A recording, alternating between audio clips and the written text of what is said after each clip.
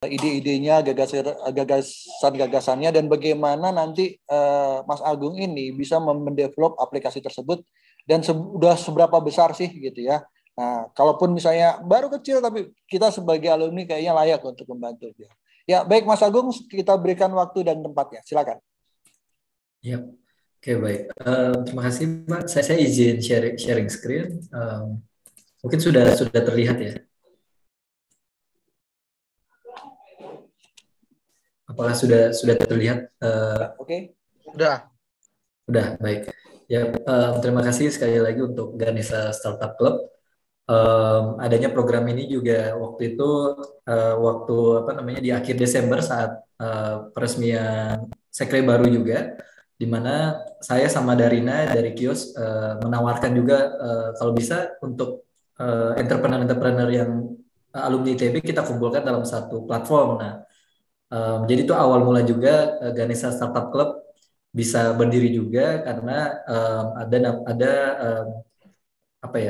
keresahan yang sama karena kita masih terpencar-pencar, jadi butuh suatu wadah untuk connecting the dots. Nah, di hari ini alhamdulillah saya bisa mempresentasikan tentang surplus. Nah, awalnya surplus ini berbentuk komunitas kecil, Bapak Ibu sekalian. Jadi di akhir 2019 kita masih berbentuk komunitas untuk kampanye-kampanye di Car Free Day dan lain sebagainya. Namun di 2020-an kita coba, boleh nggak kalau kita scale up nih campaign ini gitu, untuk dalam artian mengawinkan sustainability dan teknologi. Nah, maka lahirlah surplus. Nah, apa itu surplus? Nanti akan saya jelaskan. Intinya tagline kita adalah save food, save budget, dan save planet. Karena hal ini mempresentasikan benefit kepada mitra atau merchant dan ke customer seperti itu. Nah, ini story saya juga sebelumnya udah saya sebutkan juga di awal-awal, di mana passion saya memang di bagian sustainability dan environmental background. Sebelumnya di Freeport, di Vale, terus pernah di sipil juga gitu, karena saya kuatnya juga di pemetaan pakai GIS ataupun remote sensing, dan jadi environmental consultant saat di UK juga gitu. Nah, ini visi surplus mirip-mirip dengan e-fishery, karena e-fishery sebenarnya senior saya juga di biologi, Kang Gibran 2010, saya 2013 gitu. Jadi sempat ngobrol juga, sempat ketemu juga di kampus. Nah, visinya sama.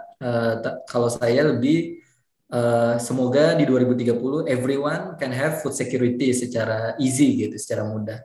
Sedangkan misinya untuk mengurangi food waste dan food loss sekitar 20% di Indonesia di 2030. Nah, ini kenapa surplus hadir? Karena peradanya permasalahan. Nah, permasalahan ini adalah overpopulasi. Jadi di Indonesia ini sebenarnya overpopulasinya itu cukup kencang gitu. Nah, di satu sisi overpopulasi, di satu sisi kita masih sering membuang-buang makanan. Nah, hal ini ditakutkan di 2030 menjadi banyaknya kemiskinan, dan banyaknya kemiskinan ini akan mengakibatkan kriminalitas untuk mengisi perutnya saja gitu. Nah, karena pangan itu menjadi dasar dari kita hidup, pangan, papang, sandang gitu kan. Nah, kalau dari data di Indonesia sendiri 23 sampai 48 juta ton makanan terbuang sia-sia per tahunnya di Indonesia. Nah, kalau kita konversi ke keuangan, ternyata hal ini merugikan Indonesia karena kurang lebih setara dengan kerugian 500 triliun. Jadi sudah melebihi hutang Indonesia sebenarnya, karena hutang Indonesia 200-300 triliun, sedangkan kerugian akibat food waste ini di Indonesia 500 triliun. Makanya Indonesia disebut menjadi negara kedua penyumbang sampah makanan terbesar di dunia. Nah, di sini surplus hadir karena melihat, wah ini belum ada gapnya nih, di satu sisi para pelaku usaha punya makanan berlebih terus, di satu sisi banyak yang membutuhkan makanan dengan yang lebih murah gitu kan. Nah, untuk itu kita coba pikirin apakah kita bisa menciptakan win-win solution ekosistem bagi kedua belah pihak, bahkan ketiga belah pihak sama lingkungan juga gitu. Nah, maka hadirlah surplus gitu. Jadi sebuah marketplace untuk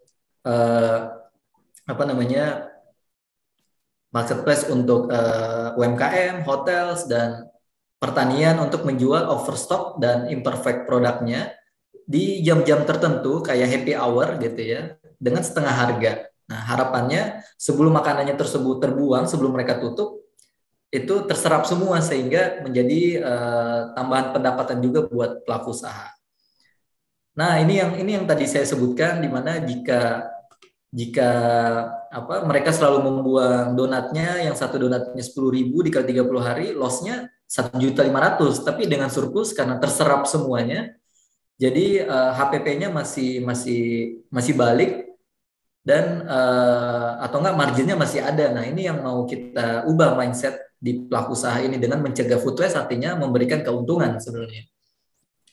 Nah, itu tadi win-win solution-nya apa untuk customer? Biasanya anak kosan ya, karena biasanya anak ITB itu ngekos gitu ya.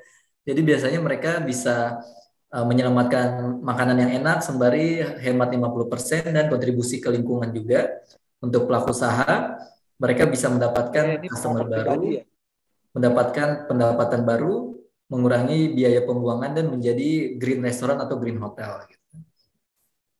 Nah, untuk transaksinya juga mirip GrabFood, GoFood. Jadi para pelaku usaha nanti upload makanan berlebihnya lewat aplikasi Surplus untuk mitra. Terus yang kedua nanti customer akan menemukan makanan berlebih tersebut dan membayarnya melalui e-wallet. Dan ketiga, nanti penjemputannya bisa menggunakan Gojek atau Grab karena kita sudah kerjasama eksklusif dengan mereka. Atau yang kedua, ambil sendiri. Nah, ini yang tadi saya bilang. Jadi driver GoSend atau Grab nanti yang mengantar atau mengambil sendiri seperti itu. Nah, untuk customer sebenarnya kita masih itu tadi kalau tim kita masih sangat kecil, masih belasan, tapi walaupun kita nggak ada marketing, tapi kita tumbuh organik. Jadi sekarang sudah 25.000 apps download. Nah, kita sekarang udah di mana aja, di Jabodetabek, Bandung, Yogyakarta, dan sedang ke Malang gitu. Nah, untuk biasanya yang beli itu kebanyakan 70% wanita, dan target market kita adalah low middle income gitu ya. Biasanya student, tapi ada juga dari yang baru menikah ataupun ibu-ibu muda gitu yang memang saving untuk rumah tangganya gitu. Nah, untuk pelaku usaha kita ada 1.000 pelaku usaha di 8 kota tersebut, di mana ada Five Hotel di Bandung dan lain sebagainya gitu. Bandung Makuta, Bandung Kunave dan lain sebagainya. Nah, ini adalah mitra-mitranya, ada 30 dari restoran, 300-an dari bakery, 2 dari hotel, 5 supermarket, dan kebanyakan UMKM hampir 500, dan ada coffee shop kurang lebih hampir 30 gitu. Nah, makanan-makanan apa saja yang biasanya dijual di Surplus? Biasanya ada makanan berat, makanan vegan, cemilan, cuman paling banyaknya itu 65% roti dan kue. Lalu ada buah dan sayur yang di reject dari supermarket biasanya karena penampilannya kurang memenuhi standar. Terus ada minuman dan bahan makanan. Ini yang dijual di aplikasi Surplus. Nah, itu tadi kita mulai dari 2020 pas MVP. Oh, alhamdulillah kita sudah ada revenue nih gitu kan. Terus kita di 2021 bulan Maret kita coba luncurkan yang full product, alhamdulillah jadi naik gitu ya. Apalagi pas PPKM gitu, karena pas PPKM kan para pelaku usaha dan horeca disuruh tutup jam 5, jam 6, sehingga makanan berlebihnya jadi triple, quadruple dan lain sebagainya gitu. Nah, sedangkan apps download kita juga alhamdulillah naik terus per quarter, naiknya 76% selama 2021 secara organik juga tanpa adanya marketing satupun. Terus repeat order atau returning customer kita selama 2021 itu 41%. Karena kalau di e-commerce atau marketplace itu biasanya yang bagus tuh angkanya 20-30. Nah, alhamdulillah kita bisa di 41% gitu.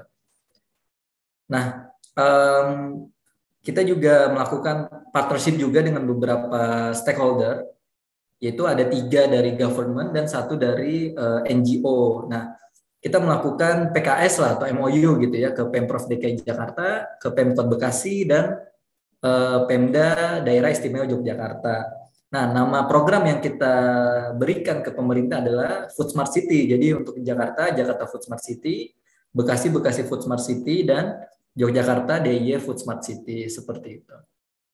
Nah, kurang lebih seperti ini sih pelatihannya, di mana mereka memberikan Horeca dan UMKM-nya bergabung ke Surplus. Nanti kita datang sebagai narasumber untuk melakukan pelatihan aplikasi. Nah, ini para UMKM, para Horeca di Jakarta Timur, Barat, Selatan, dan lain sebagainya, di mana itu tadi diundang oleh pemerintah dalam program Jakarta Food Smart City itu, seperti itu. Nah, kita juga sedang menggodok agreement juga sama Kemenparekraf. Kemarin sudah 2 kali bertemu sama Pak Menteri juga, terus sama Kementerian Koperasi UKM dan PHRI, Perhimpunan Hotel dan Restoran Indonesia, untuk program yang lebih gede lagi, Indonesia Food Smart City. Nah, karena kita di bidang lingkungan, sosial lingkungan, jadi alhamdulillah ini impact yang telah kita dapatkan. Lebih dari 1,5 ton makanan telah terselamatkan melalui aplikasi Surplus, dan kita telah mencegah potensi kerugian hampir 100 juta pada 1.000 pelaku usaha, dan mencegah potensi terjadinya 30 ton CO2 dari TPA, seperti itu. Nah, ini salah satu testimoni, misalnya di Vev Hotel di Bandung. Mungkin kalau Bapak Ibu sekalian yang sedang di Bandung, di Pascal ya, Pasir Kaliki, nah biasanya mereka ngejual breakfastnya itu 50% all you can eat jam 9 sampai jam 10 gitu. Nah, ini memberikan mereka additional income, lalu menjadikan hotel mereka menjadi zero food waste hotel gitu ya. Kalau di bidang pertanian, di mana warehouse-nya itu yang banyaknya overstock ataupun imperfect product, biasanya dijual di Surplus biar terserap habis daripada mereka merugi 100%. Itu saja sih ya. Kalau ini mungkin investment, kita juga sedang mencari seed round, karena kita mau bikin masif marketing, karena sebelum kita belum ada aja, alhamdulillah kita masih organik, bisa lebih bagus gitu kan. Kedepannya kita memang lagi raising fund untuk ke stage selanjutnya gitu. Dan ini award yang kita terima juga, alhamdulillah 2 bulan yang lalu kita mendapat seed grant, dapat dana hibah dari ASEAN Foundation sebagai social enterprise terbaik gitu di 2021. Yap. Terakhir mungkin ini, selain aplikasi, kita juga ada komunitas sebenarnya, di mana anggotanya disebut volunteer, itu 500 orang, terdiri dari anak-anak muda Gen Z ya, atau gen milenial gitu, di mana kita juga mendapatkan revenue dari sini gitu, seperti jadi pusat edukasi, pusat konsultasi tentang food waste, terus menjadi CSR korporasi-korporasi dan lain sebagainya. Nah, ini yang komunitas Surplus sudah laksanakan. Ada 18 kali aktivitas donasi, 7 kali food rescue program, 20 kali aktivitas edukasi, dan 15 kali campaign collaboration. Nah, misalnya CSR Bank DBS, Danone gitu ya. Ini volunteer kita nih yang pakai face ini gitu. Terus ada Fit juga. Nah, sedangkan kalau online biasanya ke sekolah-sekolahan kita dibayar buat sebagai narasumber, atau ke workshop di OJK, pemerintahan, dan lain sebagainya. Yap, kurang lebih seperti itu dari saya. Kalau misalnya ada waktu, mungkin bisa saya putarkan video sedikit tentang Surplus, tapi kalau nggak ada, nggak apa-apa, saya serahkan ke Pak Evelyn juga gitu setelah. Masih ada lah. Ya, setelah nggak apa-apa. Boleh di agar lebih jelas lagi, boleh di video di setel lah. Baik. Jadi, ya, saya izin sharing screen lagi kalau gitu. Nah, ya mungkin kalau ada yang nanya, kalau di hotel seperti apa makanan berlebihnya gitu kan. Nah, ini mungkin saya coba sharing screen yang di hotel.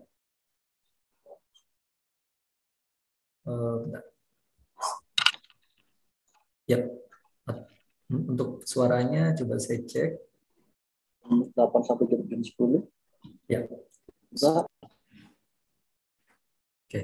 Ini sedang ini apa namanya loading Pak, itu tunggu bentar.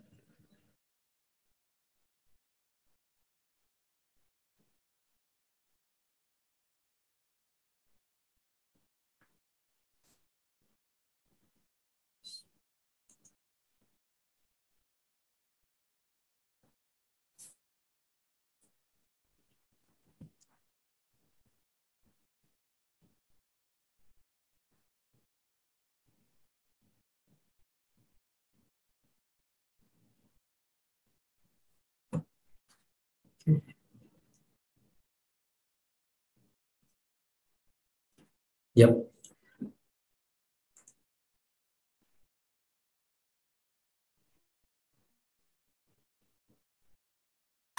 All you can eat breakfast cuma 40.000 dan nggak mesti nginep. Emang beneran bisa? Nih, jadi sebelumnya kamu tinggal pesen aja paket breakfast all you can eat dari aplikasi Surplus pakai metode ambil sendiri. Abis itu langsung aja gaskan ke restonya. Nanti kamu bakal dapat voucher buat sarapan dari jam 9 pagi. Yuk, langsung sikat aja.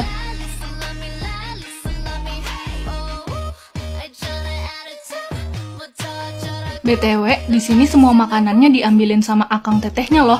Jadi benar-benar ngikutin prokes banget deh. Lihat nih, pilihan menunya juga banyak. Mulai dari appetizer, main course, sampai makanan ringan juga ada. Sekarang, mari kita coba. Ngenah pisan pokoknya. Bisa makan enak sepuasnya, tapi nggak nguras kantong. Yuk, atuh, cepetan beli vouchernya di aplikasi Surplus, karena kuotanya terbatas. Hotel biasanya mereka ngejual breakfast-nya 1 jam dari jam 9 sampai jam 10, all you can eat 50%.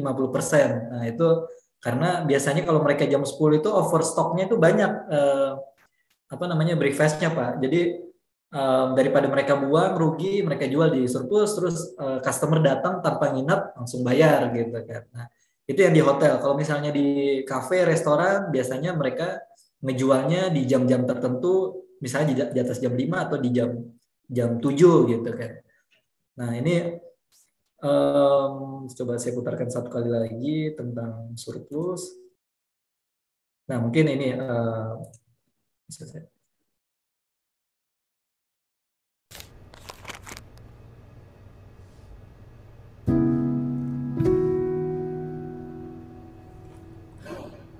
Did you know that food waste has become a major global issue that we must tackle together?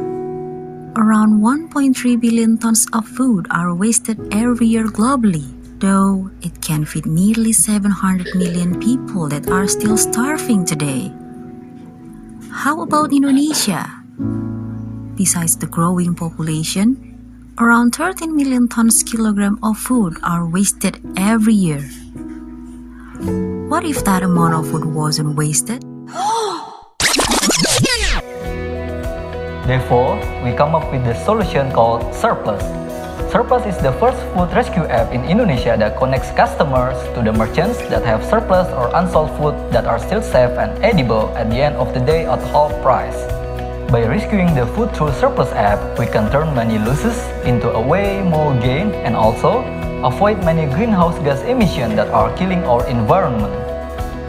We don't want this irresponsible production system give a major contribution to the climate crisis that will affect the future of our planet. Thus, by supporting our movement, we can reduce food waste and food loss around 20% in Indonesia by 2030. The food waste issue doesn't end at hotels and restaurants, so our work doesn't either. Thus, we are building a food waste movement in the Surplus community that aims to educate the public in order to increase awareness regarding food waste and food loss issues. The community also takes the role to redistribute surplus food from business owners to those in need. Also, we have created a dedicated team to work within the governments, businesses, public affairs, and the other community to shake up the Indonesia food system and to downgrade Indonesia's ranking as the second largest food waster in the world. That's brilliant! Hi! Hi. There you are. Thank you! You're welcome.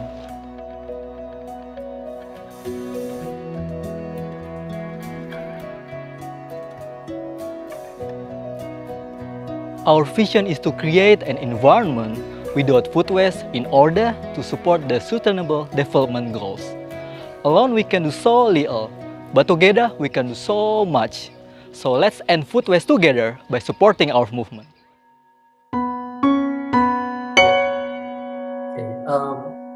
Kurang lebih seperti itu Pak, Bapak Ibu sekalian. Dari tadi pemaparan saya, dan tadi ada 2 video ya, yang satu ke hotel, yang satu ke resto dan kafe, mungkin yang video kedua. Semoga memberikan gambaran juga tentang apa yang sedang kita kerjakan.